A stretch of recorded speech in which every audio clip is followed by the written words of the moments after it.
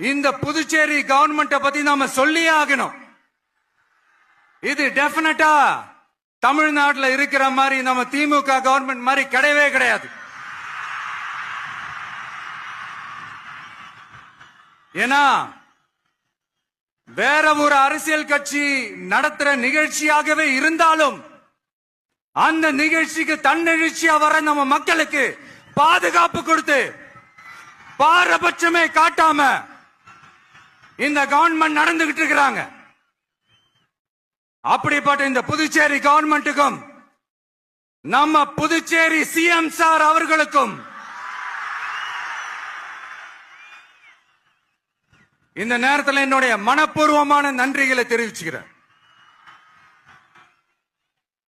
இத பார்த்தாவது தமிழ்நாட்டில் இருக்கிற அந்த திமுக கவர்மெண்ட் கத்துக்கிட்டா நல்லா இருக்கும்.